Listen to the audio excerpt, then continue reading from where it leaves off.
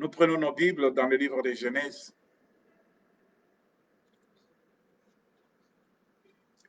Genèse, verset 35, chapitre 35. Genèse 35.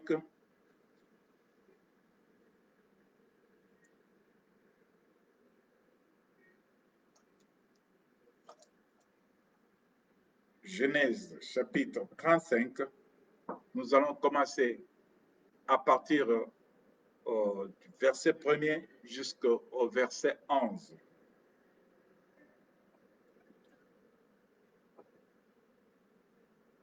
Genèse 37.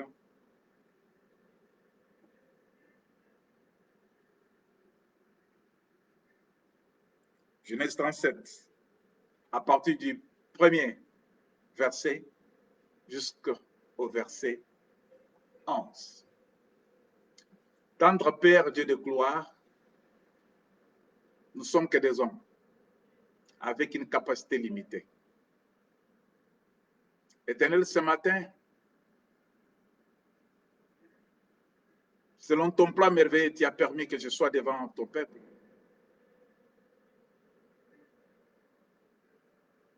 Tu me permets de lire, et c'est ça ma part. Le reste t'appartient. N'est-ce pas, c'est ton peuple? N'est-ce pas, c'est toi qui as organisé cette rencontre? N'est-ce pas, c'est toi, le maître de vouloir et de faire? Yahweh, communique-nous ta volonté maintenant. Yahweh, donne-nous la vie maintenant. Fais-nous comprendre tes desseins. Père, domine sur nous. Que tout ce qui peut s'élever pour nous distraire, l'incrédulité, tout esprit maléfique qui amène l'incrédulité, qui amène la distraction, qui amène le sommeil, le désintéressement, je déclare au nom de Jésus, en brandissant sa croix, je te frappe d'impuissance au nom de Jésus-Christ. Je te déloge au milieu de nous. Je te déloge au milieu des enfants de Dieu. Et prends tes bagages, libère les cœurs maintenant, au nom puissant de Jésus-Christ. Que le nom du Seigneur soit connu, qu'il a visité son peuple. Et que la joie inonde nos cœurs, comme signe de ta présence au milieu de nous. Touche ma langue. Conduis toute parole qui va sortir de ma bouche pour ta gloire. Dans le nom de Jésus-Christ, j'ai ainsi prié, Père. Amen. Amen, amen, amen, amen. Shalom encore, shalom chez vous. Tabernacle, Bread of Hope Ministry.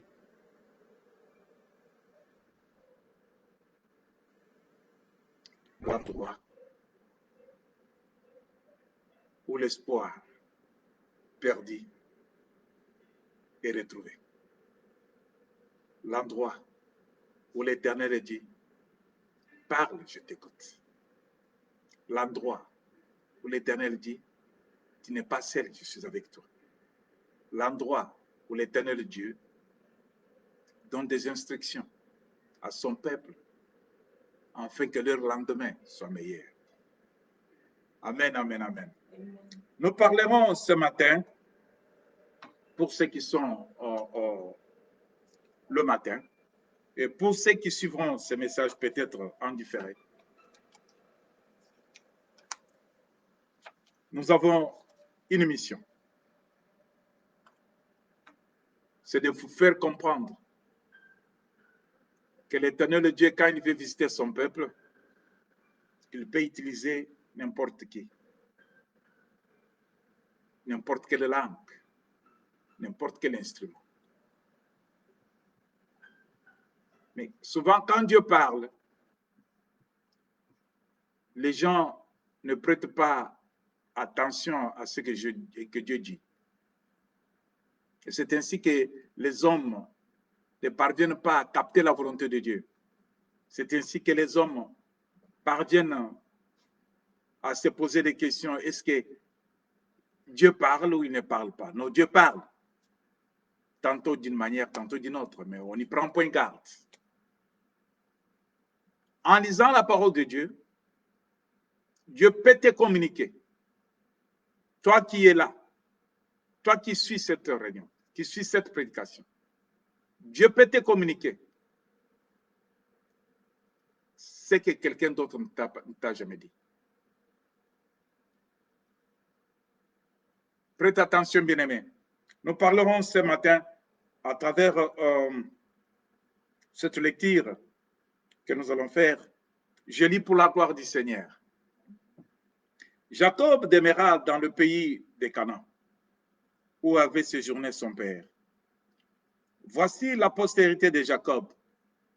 Joseph, âgé de 10 ans, faisait paître le troupeau avec ses frères. Cet enfant était auprès des fils de Bila et des fils de Zilpa, femme de son père.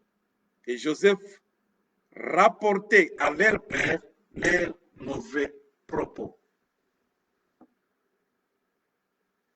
Israël aimait Joseph plus que tous ses autres fils, parce qu'il avait eu dans sa vieillesse. Et il lui fit une tunique de plusieurs couleurs. Je peux reprendre ce verset. Israël, qui fut Jacob, aimait Joseph plus que tous ses autres fils. Ça veut dire que Joseph n'était pas le fils unique d'Israël. Israël en avait beaucoup.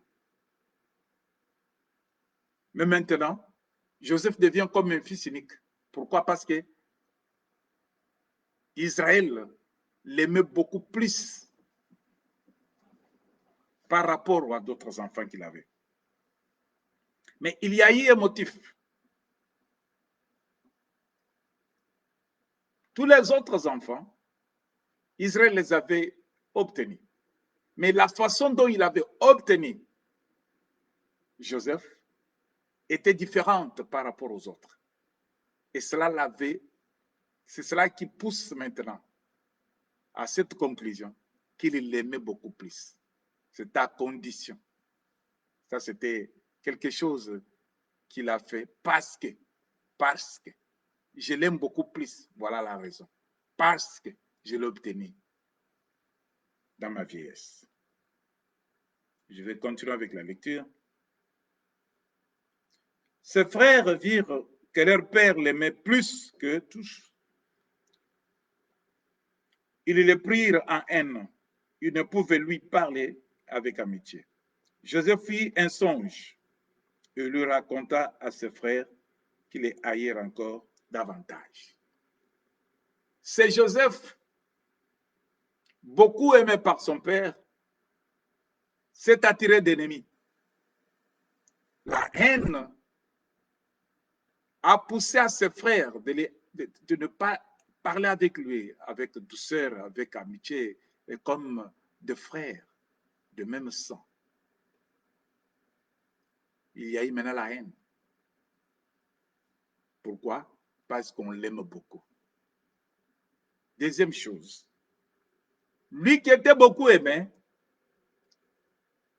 il va dire à ses frères, voilà, Joseph fit un songe et il raconta à ses frères qu'il les haïrent encore davantage. À cause d'une révélation, à cause de son rêve, ceux qui ne l'aimaient pas là sont parvenus à les haïr encore beaucoup plus. Ça veut dire la haine a doublé de degrés. On t'aimait un peu, on ne t'aimait pas un peu, mais maintenant on ne t'aime pas beaucoup. Il leur dit, écoutez dans ce songe que j'ai. Nous étions alliés des gerbes au milieu des champs, et voici ma gerbe s'éleva et s'éteint debout, et vos gerbes l'entourèrent et se prosternèrent devant elle. Ses frères lui dirent, est-ce que tu régneras sur nous? Est-ce que tu nous gouverneras? Et ils les haïrent encore davantage à cause de ses songes et à cause de ses paroles. Il y a encore un autre songe. Et il le raconta à ses frères. Il dit, j'ai eu encore un songe. Et voici le soleil, la lune et 11 étoiles se prosternaient devant moi. Il le raconta à son père et à ses frères. Son père le réprimanda et lui dit, que signifie ce songe que tu as eu? Faut-il que nous venions, moi, ta mère et tes frères, nous prosterner en terre devant toi? Ses frères rirent de l'envie contre lui, mais son père garda le souvenir de ces choses. Que le Seigneur bénisse sa parole. Alléluia. Amen. Je fais que lire, que vos cœurs ne soient plus le cœur de pierre, mais que vos cœurs soient de terre fertile, qui recevront la volonté de Dieu et qui feront naître la gloire de l'Éternel à travers vos actes, vos vies. Amen. Bien-aimés, on parle de Joseph.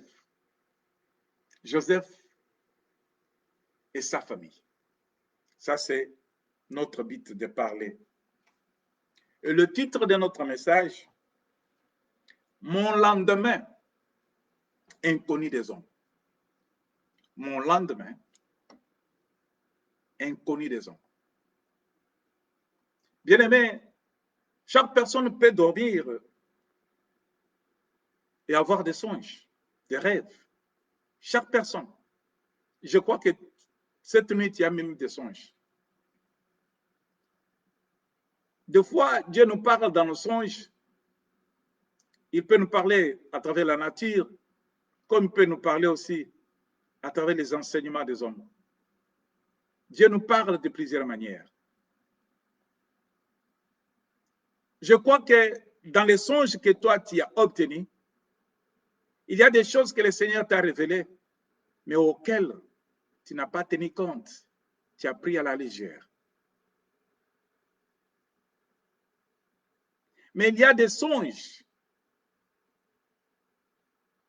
auxquels tu t'es souvenu. Des fois, tu as partagé avec les hommes des erreurs que tu as faites en partageant ces songes.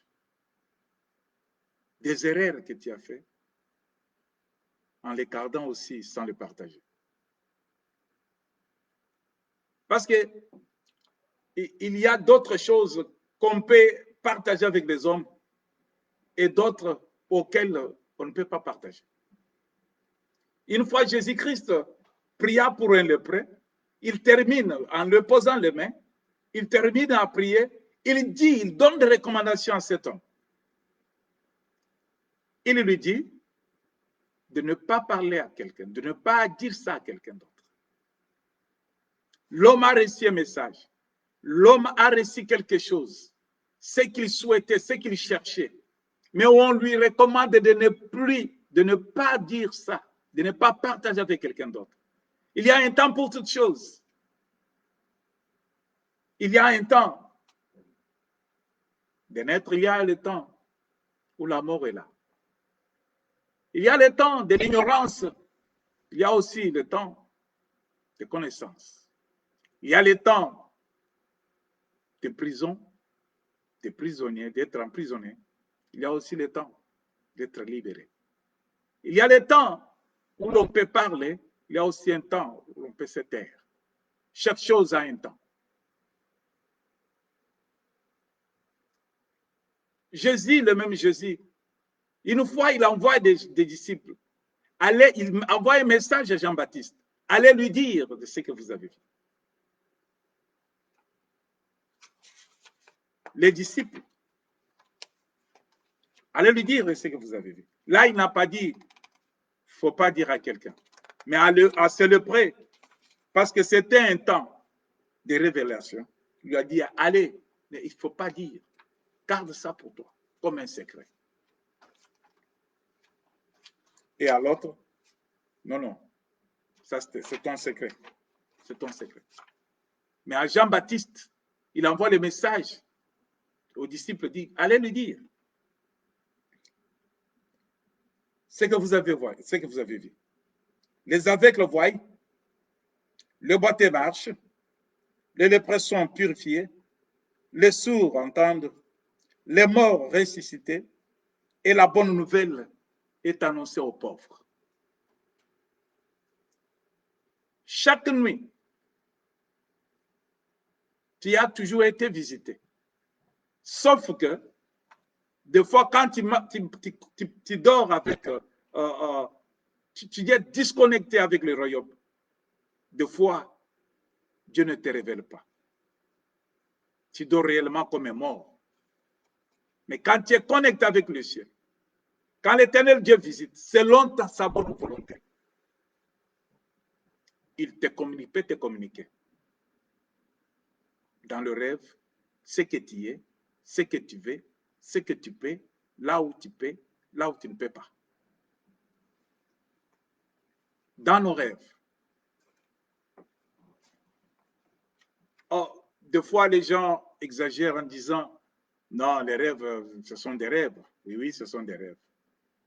Les rêves, ce sont des imaginations parce que tu as beaucoup pensé la journée et tout ce que tu as pensé sur la journée, oui, ça peut arriver. Mais la plus grande partie de nos rêves, l'Éternel visite les hommes. Alléluia. L'Éternel visite les hommes.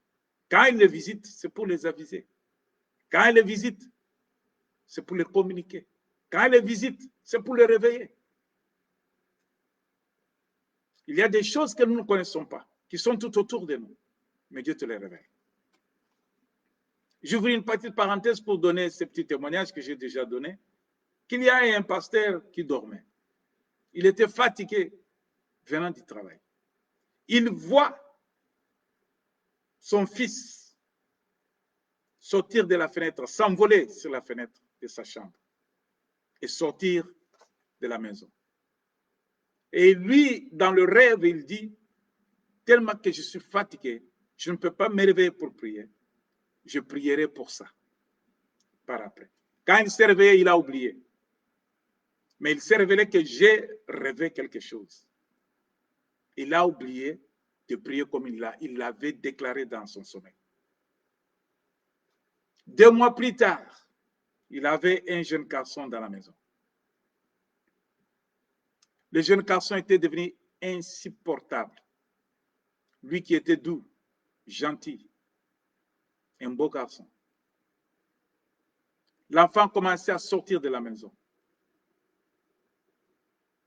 Un enfant de 13 ans commençait à aller dormir dehors, commençait à prendre du chanvre. C'était insupportable. C'est pour dire, quand Dieu lui a révélé, il a fallu que le pasteur puisse, dans sa décision, s'éveiller et condamner cela dans la prière et détruire cela dans la prière. Mais la distraction a fait que le pasteur n'ait pas prié. Je ne parle pas d'un simple croyant, mais je parle d'un pasteur qui a vu son propre fils s'envoler et sortir par la fenêtre de sa chambre. Dieu nous révèle des choses, bien-aimés. Si on n'y fait pas attention, on peut échapper, on peut échapper à la bénédiction. On peut s'isoler de la bénédiction. On peut affronter les dégâts sans vaincre. Et les dégâts vont laisser en toi de recréer et de plaire. C'est pourquoi Jésus-Christ, voyant les dégâts, il va appeler ses disciples. Allons prier. Quand ils sont allés prier, Jésus regrette de ne pas voir ses disciples prier. Il leur demande, mais vous n'avez même pas fait 1 heure de prière et vous dormez déjà. Parce qu'il avait vu déjà les dangers qui venaient. N'est-ce pas qu'il les avait avisés de prier? Et il leur dit que les temps sont difficiles. Les dangers arrivent. Il faut beaucoup prier. Amen. Amen. Alors, cet homme de Joseph, c'était un enfant de 17 ans, trop jeune. Un enfant de 17 ans. Il était encore sous le contrôle de ses parents. Il avait besoin de l'encadrement. Il avait besoin d'un soutien, d'un support. Il n'était pas seul dans cette famille. Ils étaient nombreux. La Bible déclare que lui rapportait à son père tout ce que ses frères faisaient du mal.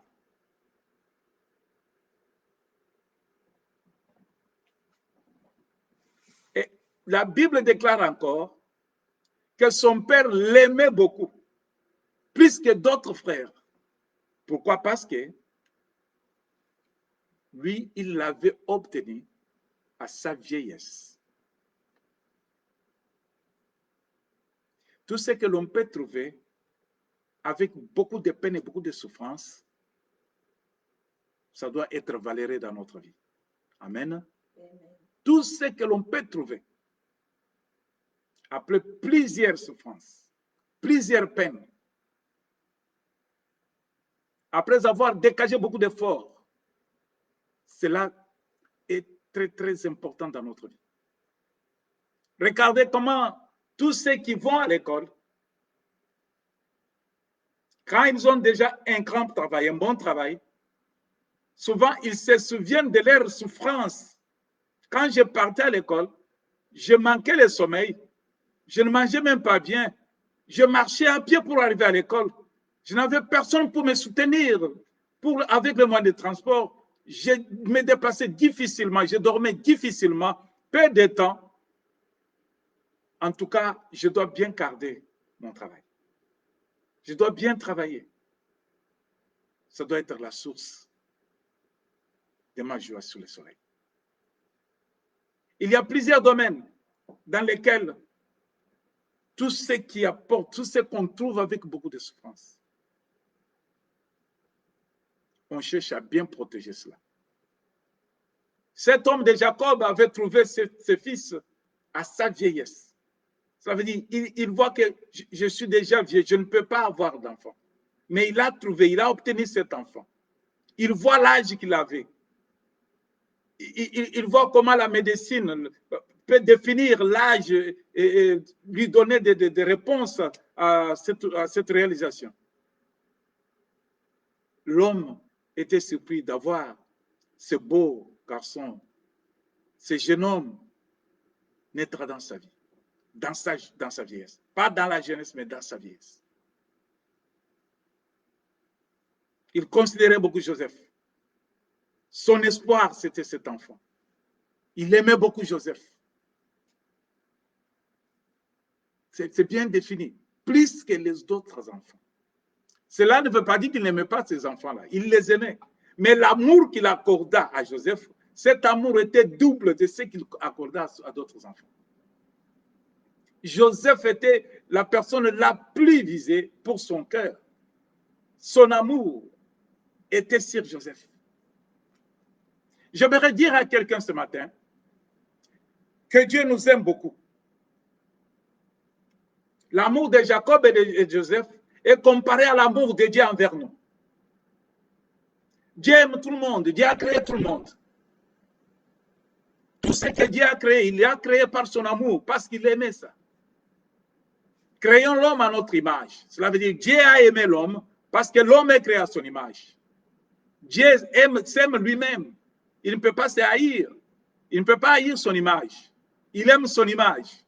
Il a créé l'homme à son image. Il s'est donné pour créer cet homme. Dieu a créé toute autre chose. Les derniers jours, Dieu crée l'homme. Il crée cet homme, pas comme il a créé d'autres créatures. Il crée cet homme à son image. Et il met son souffle de vie dans cet homme. Cela veut dire Dieu aimait et aime et continuera à aimer cet homme parce qu'il l'a créé à son image. Et c'était la fin de la création. J'ai tout créé. Maintenant, je crée ce qui est merveilleux pour moi. Il crée l'homme. Voilà, Dieu aime tout le monde. Dieu aime tout le monde. Mais il y a une différence que je vais vous faire voir. Cet amour de Dieu est manifesté comment? Dans le livre des Romains. Dans Romains 5 dit, mais Dieu prouve son amour envers nous, en ce que lorsque nous étions encore des pécheurs, Christ est mort pour nous. Voilà maintenant la différence. Ce qui fait que Dieu puisse aimer une partie des hommes différemment des autres. Au moment où tous étaient pécheurs, Dieu nous aimait toujours. Il nous a aimés parce qu'il nous a créé à son image. Mais au moment où Dieu accepte de faire un sacrifice, que Christ puisse mourir à notre place, sera maintenant fait de nous des hommes spéciaux, aimés beaucoup plus par Dieu, par rapport à ceux qui sont dans l'ignorance, qui ne connaissent pas Christ. Quand nous étions pécheurs, Dieu nous aimait toujours. Dans l'ensemble des enfants de Joseph, de Jacob, Joseph les aimait toujours. Mais quand Joseph entre dans ses pensées, dans la réalité, Joseph regarde comment il a obtenu les autres et la façon dont il a obtenu Joseph. Jacob penche son cœur et donne son cœur à aimer beaucoup plus cet enfant qu'il a obtenu dans des conditions difficiles. Dieu nous a tant aimés tous. Mais quand Dieu regarde que j'ai accordé Jésus comme un sacrifice, c'est lui que j'ai beaucoup aimé le premier. Je l'accorde au monde, je l'accorde à la punition, je l'accorde à la malédiction, je l'accorde à la condamnation, je l'accorde à la mort, pour que les autres qui l'accepteront dans leur vie, comme Seigneur et Sauveur, qu'ils soient sauvés. Voilà tous ceux qui ont cru en Jésus-Christ. Maintenant, ils reçoivent un statut spécial, beaucoup plus aimé par rapport aux autres.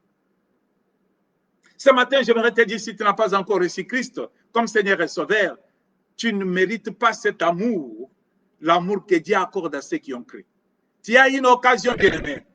Recevoir une relation personnelle avec Jésus-Christ te fera une personne identifiée avec un statut spécial. Dieu va t'aimer beaucoup plus qu'il t'aimait avant.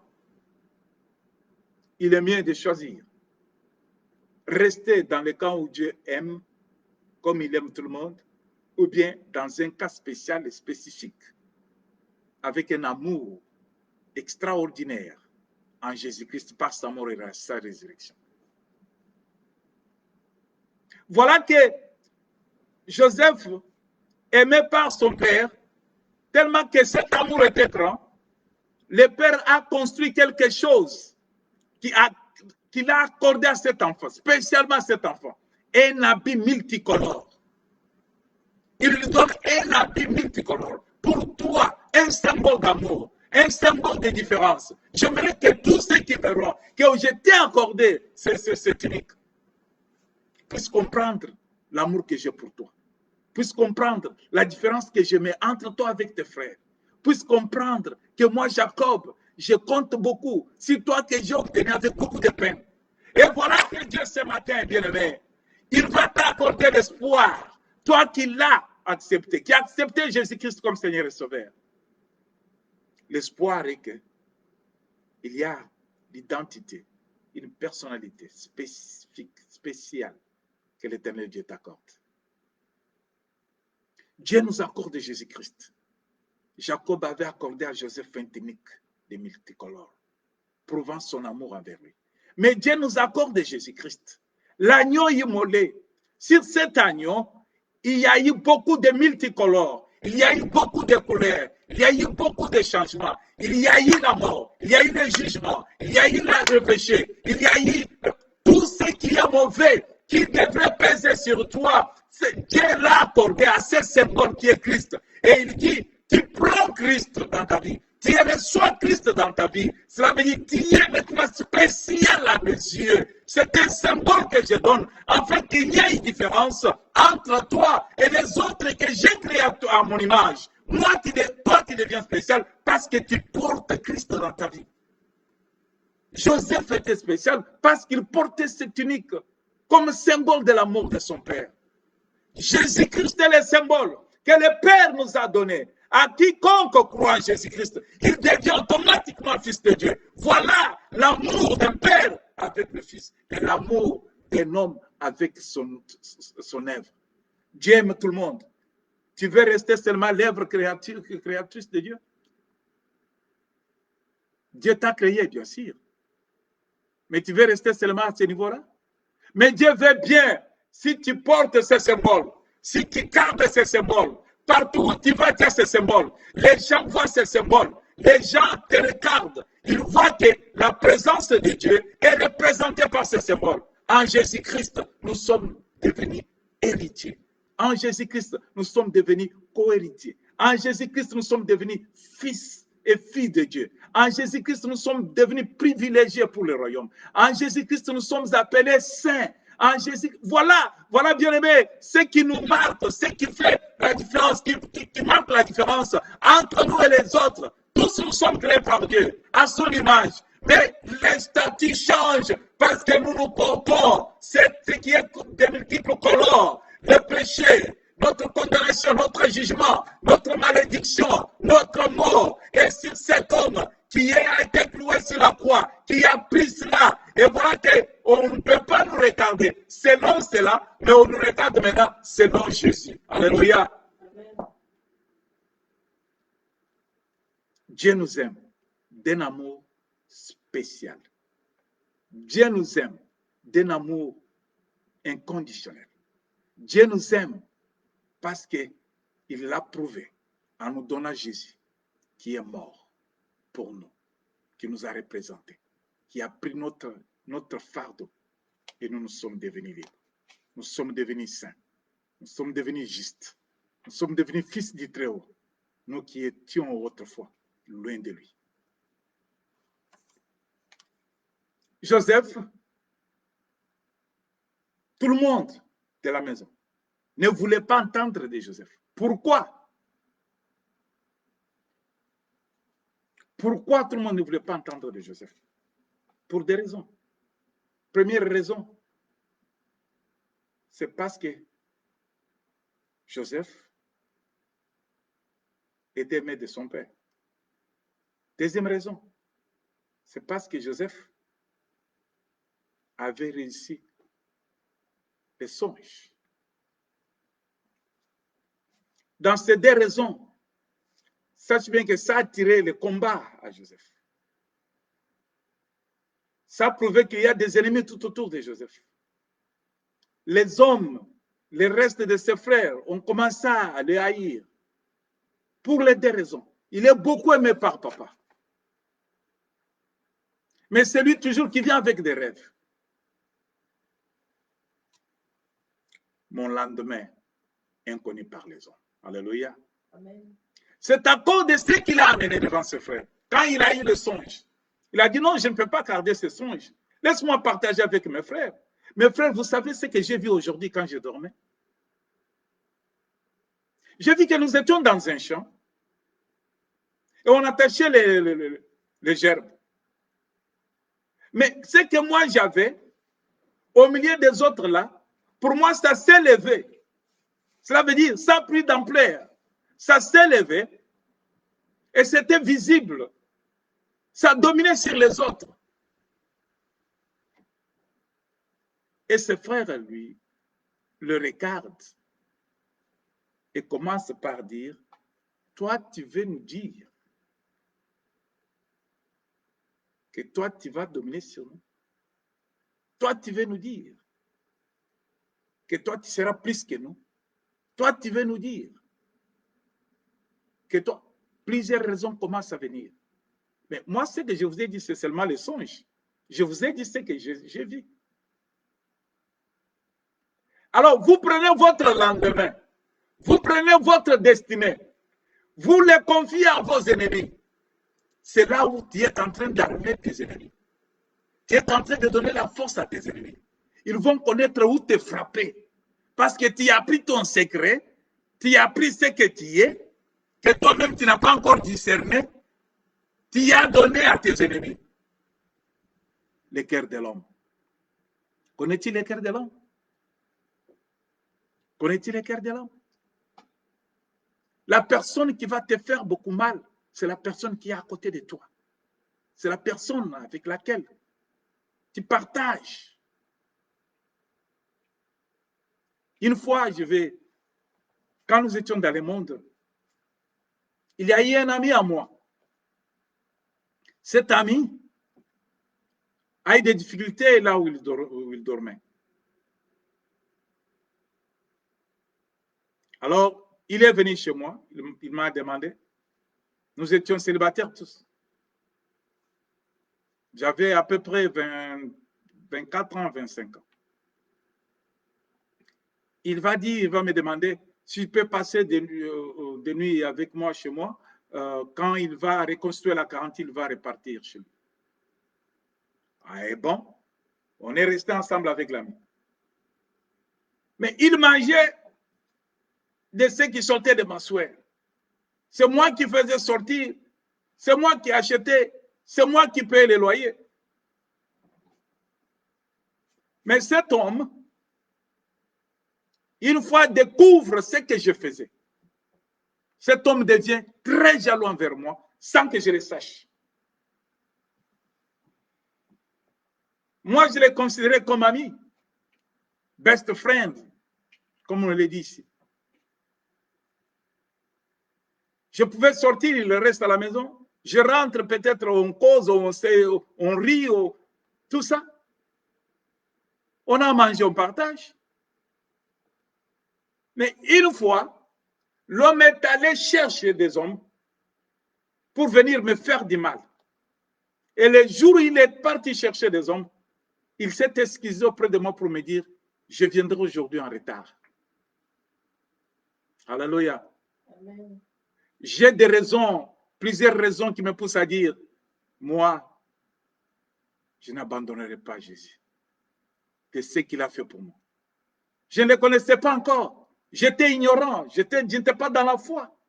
Mais il m'a aimé dans mes péchés. Il m'a aimé dans mon ignorance. Il m'a gardé, il m'a protégé, il m'a sauvé. Parce qu'il savait que ce jour allait venir. Quel jour je reverrai mon regard, je regarderai la croix, je comprendrai ce qu'il a fait pour moi et je lui dirai, je donne ma vie à toi, Jésus. Cet homme est allé. Il m'a dit, aujourd'hui, je viendrai avec retard. Je ne sais pas si je reviendrai. Mais je n'ai pas posé de questions. Est-ce que tu vas poser la nuit ou tu vas passer la nuit? J'étais tellement avec les parts, l'amitié qu'on avait. J'étais resté dans la maison. Des hommes sont venus pour me faire du mal. Dieu merci, parce que ce qu'il avait organisé n'a pas pu se réaliser de la manière dont il avait. Parce que nous n'avons pas le temps aujourd'hui pour ce témoignage, mais je dirais seulement que cet homme ami à qui j'ai confié toute la confiance en cet homme. Je lui ai donné l'endroit où il fallait dormir. Lui qui m'a dit qu'il n'avait point de place, il n'avait pas, financièrement, il était foutu. Je le nourrissais. Il dormait dans ma maison. J'ai payé les loyers. Il ne participait pas. Mais cet homme, derrière moi, a voulu me faire du mal. À qui est autour de toi? À qui vas-tu confier ce que tu as comme secret? Mais cet homme, c'est quand il a compris ce que je faisais. Quand je l'ai fait voir comment je vis, d'où vient ma source, c'est cet homme maintenant a eu un mauvais cœur pour me faire du mal. Joseph, son rêve, c'était sa destinée. Dieu révélait à Joseph sa destinée. Dieu disait à Joseph, c'est que Joseph, je vais te faire devenir. Joseph, mais Joseph ne comprenait pas dans l'ignorance. Joseph était dans l'obscurité, pas inspiré par l'Esprit de Dieu. Joseph était conduit par la chair. Joseph s'est confié à ses frères sans connaître les désirs, les pensées de ses frères. Il ne savait pas que les frères ne l'aimaient pas parce que le père l'aimait déjà. Lui va encore ajouter la haine en amenant le rêve. Il va faire voir que voilà ce que j'ai obtenu dans le rêve. Et il le fait découvrir son secret, son élévation, sa destinée. Le lendemain de Joseph était caché aux yeux des autres. Mais c'est Joseph lui-même qui a mené le secret de son lendemain à son entour. Si tu amènes ton lendemain à tes ennemis, à ceux qui sont autour de toi, sans le discernement du Saint-Esprit, bien-aimé, je te dis, tu es en train de te faire du mal sans le savoir. Comme je l'ai dit, Jésus dira à lépreux, à ce lépreux qu'il a guéri. Va, mais ne dis à personne. Mais est-ce que je dois cacher la bénédiction? Est-ce que je dois cacher le miracle que j'ai obtenu? Tu m'as béni, je dois cacher ça? Je dois le dire. Mais Jésus lui dit, ne dis à personne. Ne dis à personne. Mais à Jean-Baptiste, il lui envoie un message. Allez dire à Jean-Baptiste ce que vous avez vu. Les boiteux marchent. Les morts sont ressuscités. La bonne nouvelle est enseignée. Allez lui dire cela. Ça, il y a des choses, il faut que l'Esprit de Dieu puisse te révéler, puisse te conduire, puisse te convaincre quand est-ce qu'il faut dire et quand est-ce qu'il ne faut pas dire. Ton lendemain, c'est toi qui peux abîmer ton lendemain et c'est toi qui peux bien aménager ton lendemain. L'éternel Dieu t'aime d'un amour sincère parce que tu crois en Christ. Tu as pris, tu as accepté Christ dans ta vie comme Seigneur et Sauveur. Tu as maintenant le statut spécial devant Dieu. Dieu t'aime de tout son cœur. Dieu pense à toi jour et nuit. Dieu te regarde. Dieu a des projets de paix et des projets de bonheur qui ne sont plus de malheur. À cause de ce statut spécial que tu as, Christ en toi, tu as du prix aux yeux du Père. Dieu te révèle des choses. Dieu te révèle son plan. Mais toi, tu prends maintenant le secret de Dieu, tu vas éparpiller. Est-ce que c'est Dieu qui t'a envoyé d'aller dire? C'est pourquoi tout ce que nous obtenons, bien-aimés, dès que tu reçois un message, dès que tu reçois un songe, dès que tu reçois une révélation, ne te précipite pas à le partager avec d'autres personnes. Mets d'abord tes genoux par terre. Demande à celui qui te l'a révélé. Que veux-tu que je fasse? Alléluia. Que veux-tu que je fasse?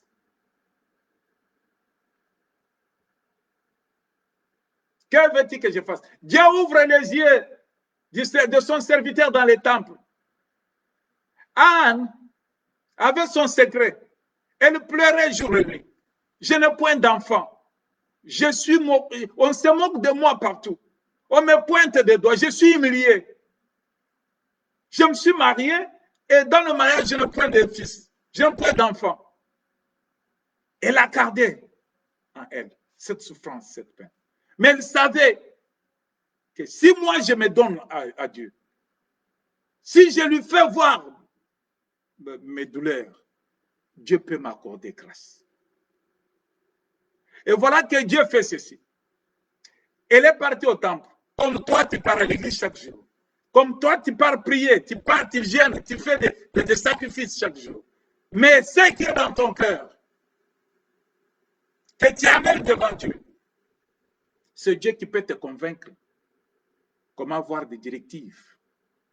C'est Dieu, par son Esprit Saint, qui peut te convaincre de demander à quelqu'un ou de ne pas demander à quelqu'un.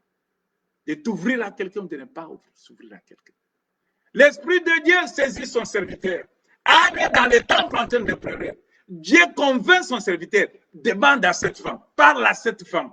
Pourquoi elle est comme ça? Voilà comment le Seigneur peut te guider dans ce que tu penses, ce que tu as, ce que tu gardes comme charge. C'est quand on se confie à l'Éternel que l'Éternel nous fait voir des directives, des directions que nous devons suivre, des décisions à prendre. On ne doit pas prendre des décisions parce qu'on doit prendre des décisions. Mais il faut prendre des décisions quand on est convaincu par l'Esprit de Dieu. On ne peut pas aller parce qu'il faut aller. On doit aller parce qu'il faut être convaincu par l'Esprit de Dieu. On ne peut pas se marier parce qu'on se marie. On se marie quand on est avec quel homme, avec quelle femme, quand l'Esprit de Dieu nous conduit. On peut se marier à des sorciers sans le savoir. Il y a quelqu'un qui a sa souffrance en soi, qui a déjà un produit fini, qui cherche maintenant à jeter sa malédiction sur une autre personne. Moi, si je me marie, moi, si on la marie, elle devient une chienne, une panthère. Et toi qui t'es marié à celle-là, tu deviens malheureux. Pourquoi? Parce que ce n'était pas sous la direction du Saint-Esprit. Anne plaira. L'Éternel convainc son serviteur, pose la question à cette femme. Va demander à cette femme. Est-ce qu'il n'y avait pas d'autres personnes dans les temples qui avaient des problèmes, qui priaient?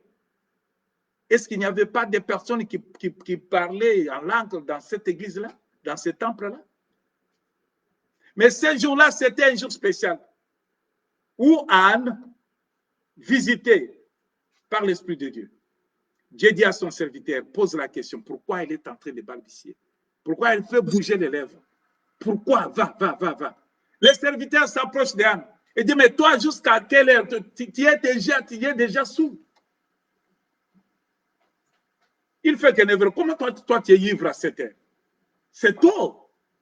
Anne va dire maintenant, convaincue par l'Esprit de Dieu, qui a touché le serviteur pour s'approcher d'elle. Non, je ne suis pas ivre. C'est ma douleur. Et c'est par là où le serviteur a dit, j'ai compris ta douleur, mais va maintenant, ta douleur va disparaître.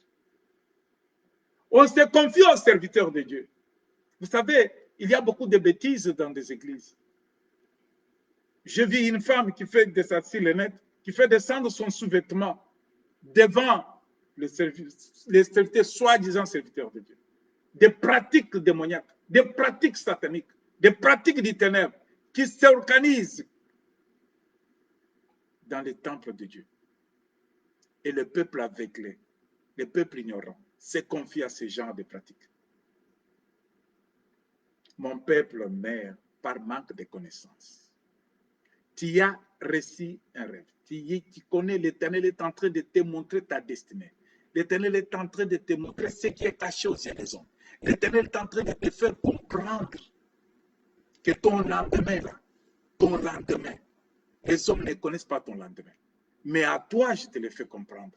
À condition que toi-même, à qui je fais voir, je fais connaître le lendemain, tu puisses te livrer aux gens de mauvais cœurs et de mauvaises pensées. Ils vont te combattre, ils vont chercher à t'abîmer. Quand on est allé dire au roi que voilà, il y a un roi qui va naître ici. Et c'est lui qui sera le roi d'Israël, le roi des Juifs. Le roi dit quoi? Il y a encore un roi qui va naître. Le lendemain de Jésus-Christ était combattu. Le lendemain de Jésus-Christ était combattu. Les hommes ne connaissant pas, ne considérant pas le rôle de ce qu'il venait faire, mais on est en train de combattre cet homme par l'entourage. Je vais te dire ce matin que si Jésus-Christ a été combattu, à cause de ce qu'il a fait, qu'il portait, la mission qu'il avait, c'était la destinée de toute une nation, du monde entier. Les méchants s'élevaient pour combattre cette destinée. Ta destinée, notre salut, a été combattu depuis longtemps par l'ennemi. L'ennemi a toujours cette mentalité. Il l'accorde à tous ceux qu'il est en train de recruter. Les gens faibles, les gens ignorants, ceux qui n'ont point Christ en eux. Il les convainc, il les utilise. Ils sont là comme ces agents qui collectent les informations, qui l'amènent pour nous combattre, nous qui avons le statut spécial devant Dieu, nous qui avons obtenu la grâce de Dieu, nous qui avons obtenu cet honneur d'être appelés les enfants du Très-Haut. Bien-aimés, nous devons garder ce que nous avons. Notre lendemain est à nous. Notre lendemain est à protéger. Notre lendemain qui n'est pas connu des autres, mais il voit la lumière qui est sur toi. À cause de la lumière qu'ils voient, ils vont combattre ton lendemain. Ils vont chercher à t'ôter la vie. Ils vont chercher à t'arracher ce que tu as. Mon lendemain, inconnu des autres. Le lendemain de Joseph est inconnu de ses frères. Et ses frères étaient ignorants, aveuglés par le mal qui les a été imposé par le monde. Le monde, conduit par Satan, n'a pas d'amour. Le monde conduit par Satan ne connaît pas la charité. Le monde conduit par la Satan ne connaît pas le pardon. Le monde conduit par Satan ne connaît pas les bienfaits. Il y a la haine tout autour de nous. Mais toi, tu es invité à garder ton lendemain, à protéger ton lendemain. en te confiant au Seigneur, par l'Esprit de Dieu, il va te convaincre à qui tu dois te confier, afin de te soutenir dans la prière, de te soutenir dans les jeûnes et prières, à te soutenir dans la parole de Dieu et dans les hymnes. À qui te confies-tu? Joseph s'est retrouvé haï par ses frères. Joseph s'est retrouvé haï par le monde à cause de ses rêves, parce que son père l'aimait encore. Joseph amène le même problème. Il va avec le problème au père. Voilà que la haine de ses frères s'ajoute encore plus.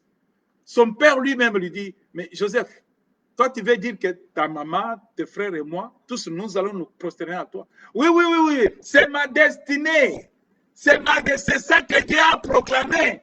Dieu m'a proclamé roi. Dieu m'a proclamé vainqueur. Dieu m'a proclamé de marcher de succès en succès. Dieu m'a proclamé la tête et non pas la queue. Dieu m'a proclamé la lumière qui éclaire dans le monde. Dieu m'a proclamé les sel de ce monde. C'est avec Dieu que je ferai des exploits. Mais, avant que je réalise cela, l'entourage, le monde, le lieu, combattent ce qui est à moi. Mon lendemain, vous me combattez, et pourtant mon lendemain est pour que quand je serai sauvé, que les autres soient sauvés à travers moi aussi. Jésus va dire à Pierre, Simon Pierre, fils de Jonas, m'aimes-tu? Quand Pierre lui dit que je t'aime, Jésus lui dit encore, m'aimes-tu? À trois reprises. Voilà ce que Jésus voulait faire à Pierre, connaître à Pierre. Bon, ce n'est pas toi seulement que j'ai aimé. Ce n'est pas toi seulement que j'ai sauvé. Mais que le monde qui reste en l'ignorance soit aussi éclairé et sauvé. Fais aussi la même chose de ce que moi j'ai fait pour toi. Voilà ce qui était en Jésus. Il a transféré en Pierre. Et Pierre doit prendre ce qu'il avait et le transférer à une autre personne. Une autre personne prend ce qu'il a et transfère. C'est ainsi que le monde sera sauvé. C'est ainsi que le monde sera éclairé.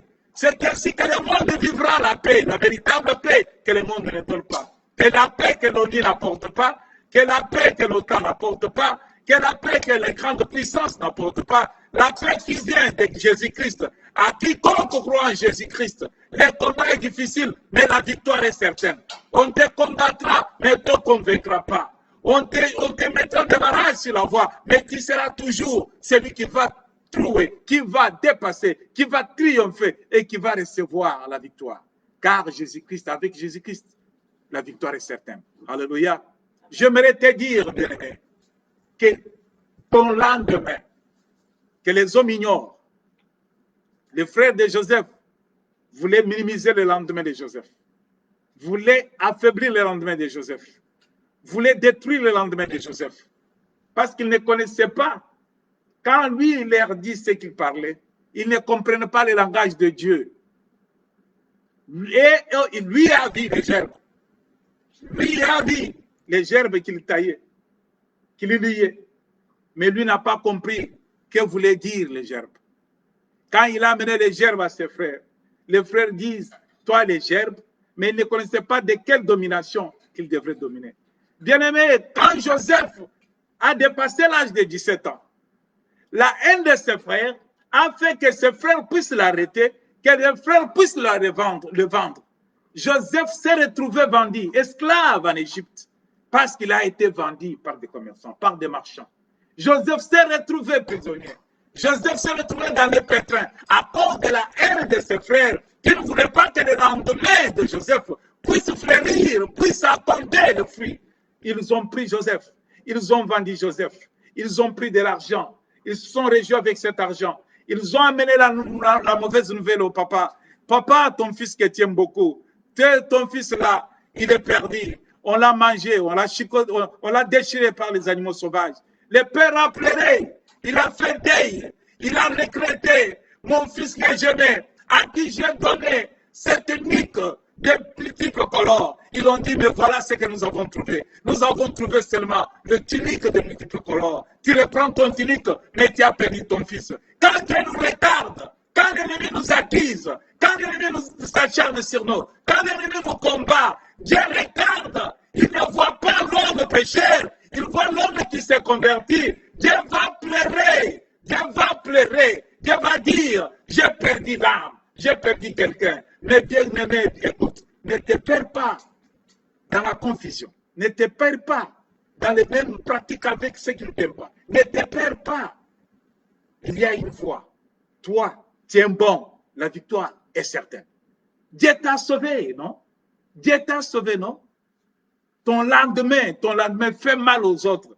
Ton lendemain fait mal aux ennemis. Ton lendemain fait mal à ceux qui te regardent. Ton lendemain fait mal à ton entourage. Ton lendemain fait mal à ceux qui ont échoué. À ceux qui ont échoué. Ton lendemain fait mal à ceux qui n'ont pas réussi ce que toi tu as. Ton lendemain meilleur. Mais il faut que toi-même tu gardes ton lendemain. Comment garder ton lendemain? Priez sans cesse. Restez fidèle au Seigneur. Priez sans cesse. Joseph est resté fidèle. Il dit, je connais l'amour de mon père. Je connais mon père même beaucoup. Mais je ne peux pas le voir maintenant. Je suis en train de subir des choses terribles. Les vents peuvent souffler, bien-aimés. Il y a des vents qui peuvent apparaître dans notre vie. Des difficultés énormes peuvent nous surgir sur nous. Mais il y a une seule chose que nous devons connaître.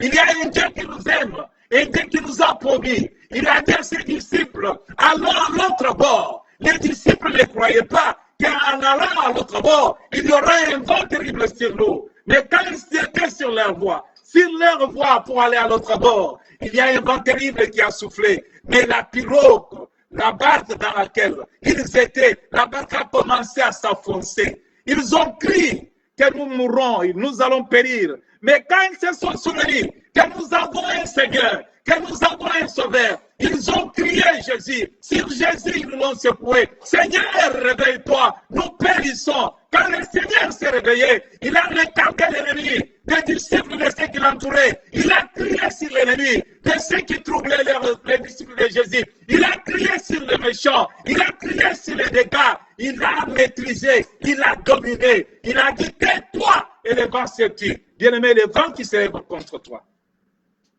Sur ta voie vers la réalisation de ta destinée, il y a un Dieu. Il y a un Dieu, Jésus-Christ de Nazareth. Il s'élèvera, il combattra à ta place. Ce qu'il te demande ne te trouble point. Compte sur lui. Compte sur Jésus. Compte sur Jésus.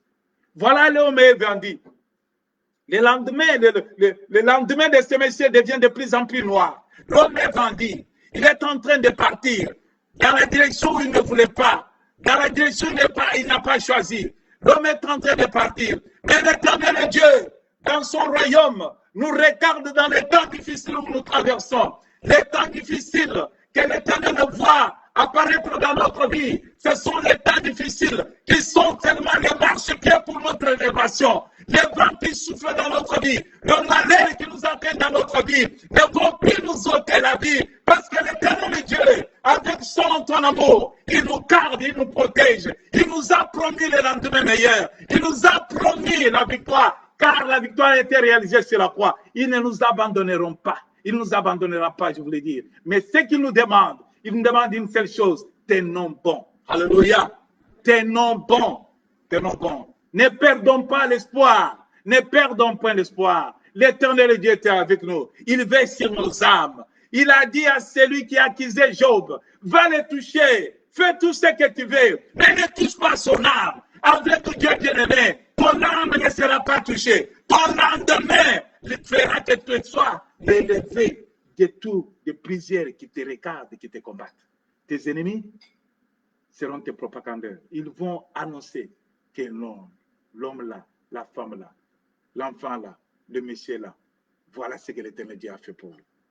Tout le malheur qui t'arrive ne te trouble point. Mais tourne ton regard. Regarde à l'homme qui a donné l'habit de plusieurs couleurs. Pense à cet homme-là, son amour qu'il a manifesté. Il ne t'abandonnera pas. Il n'abandonnera pas penser sur toi. Dieu n'abandonnera jamais penser sur toi. Dieu te regarde, Dieu te surveille, Dieu te conseille, Dieu t'amène la bonne nouvelle. Il dit que sois courageux, n'abandonne pas la foi, tiens bon, n'abandonne pas la vie de sainteté. Sanctifie-toi jour par jour. Regarde-moi ton Dieu, je suis avec toi et je serai avec toi jusqu'à l'infini. Quand on amène Joseph, on part avec Joseph, on le vend et croyez qu'on a fait du mal à Joseph. Tout ce que tes ennemis font sur toi, ils croient te faire du mal, ils croient te faire souffrir. Mais bien-aimé, je vais t'annoncer ce matin que ce qu'ils sont en train de faire, ce n'est que ton élévation, ce n'est que la façon de faire des publicités pour toi, ce n'est que la meilleure façon de faire connaître ton grand nom, de faire connaître ce que tu es, de faire connaître que tu n'es pas la queue, mais tu es la tête, de faire connaître que celui qui te garde, c'est un Dieu qui veille, qui domine le sommeil. Il est Dieu pour toujours. Il n'a point de concurrent. Tout ce qu'il commence, il l'achève. Quand lui te soutient, personne ne va te toucher. Dieu conduit maintenant Joseph. Joseph est amené en Égypte. Joseph se retrouve esclave. Joseph se retrouve en train de travailler dans le palais royal. Ce n'est que le début de ton élévation. Ton lendemain, que les gens ne connaissaient pas, en te faisant du mal, les croyaient te faire souffrir, mais c'est pour t'amener à réaliser le résultat qui va les amener à comprendre que l'Éternel que tu sers est un Dieu véritable. Il est puissant, il garde, il promet et il le réalise. Voilà qu'ils ont amené Joseph. Joseph se retrouve dans le palais royal. Dans le palais royal, il y a eu la famine qui s'est écroulée sur l'Égypte. L'Égypte, le pays que tout le monde regardait pour aller prendre à manger. Joseph prend, conduit par l'Esprit de Dieu, les dieux qu'il a élevés, les dieux qu'il a beaucoup aimés, les dieux sur qui il comptait. Dieu intervient dans la vie de Joseph. Dieu suscite Joseph pour que Joseph puisse révéler au roi les secrets des choses cachées. Tout ce qui est révélé, tout ce qui est caché aux yeux des hommes, l'Éternel Dieu peut nous le révéler, nous ses enfants. Voilà qu'à Joseph, l'Esprit de Dieu sur Joseph amène à Joseph à donner les secrets des choses que les rois ne comprenaient pas. Joseph était devenu maintenant un instrument d'étonnement. Tu es un instrument d'étonnement dans le monde. Tu es un instrument d'étonnement dans ta famille. Tu es un instrument d'étonnement dans ta communauté. Tu es un instrument d'étonnement dans ton village. Tu es un instrument d'étonnement dans le pays où tu vis. Tu es un instrument d'étonnement dans ton église. Quand l'Éternel Dieu est avec toi, toi qui comptes sur lui, toi qui as reçu Christ comme Seigneur et Sauveur, l'Éternel Dieu ne t'abandonnera pas. Tu marcheras de victoire en victoire. Les difficultés seront des escaliers qui vont t'amener à l'élévation. Tu seras élevé plus que tous les autres qui t'ont combattu. L'Éternel Dieu est fidèle. Alléluia. L'Éternel Dieu est fidèle. Voilà, je vais aller vers la fin de notre exhortation, de notre prédication. Quand Joseph arrive en Égypte, l'Éternel Dieu qui était avec lui, qui a marché avec lui, l'Éternel Dieu lui donne des révélations. Joseph maintenant prend Seigneur, prend la révélation, la connaissance que l'Esprit de Dieu a mis en lui, les révèle au roi qui était ignorant, obscurci par le monde où il vivait. Et le roi voit en Joseph quelqu'un de spécial. Le roi dit, mais cet homme, il dit à tous ses administrateurs, vous voyez en cet homme qui a cette connaissance comme lui, qui peut nous révéler des choses cachées comme il le fait. Mais ce que je veux vous dire est que cet homme, je l'élève aujourd'hui au rang de gouverneur ici en Égypte.